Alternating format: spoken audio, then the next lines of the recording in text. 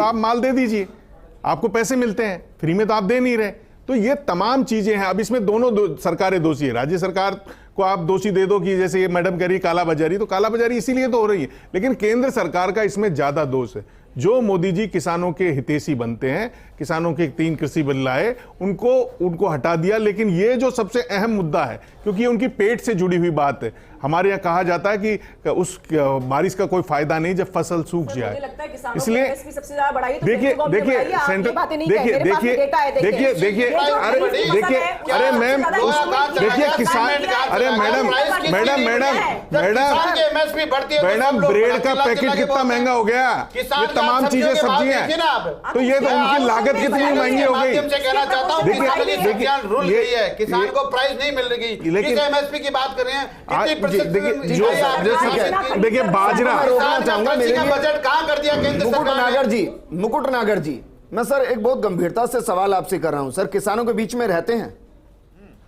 जी जी, किसानों के बीच में रहते हैं सर, सुनते हैं उनको समस्या क्या है? जी नागर साहब, मेरा एक सवाल है जी कि क्या कोटा में लहसुन को एमएसपी पे खरीदवा पाए? आपके वहां मंत्री थे, कोटा में एमएसपी पे लहसुन खरीदवा पाए क्या आप? वहां पे ओम बिरला जी हैं, वो किसान बेचारे रोड पे फेंक के गए लहसुन, उनका दर्द आपको पता है?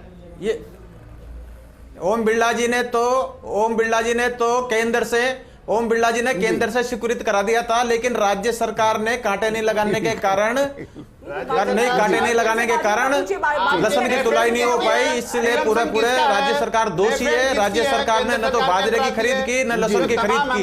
इसका पूरा काम राज्य सरकार, जोड़ने के लिए राखी राठौर जी आपका भी शुक्रिया, मिथिलेश जैमिनी जी आपका भी शुक्रिया, और मोहन डागर जी आपका भी शुक्रिया। किसान अन्नदाता है, उसको सियासत के बीच में नहीं फंसाना चाहिए।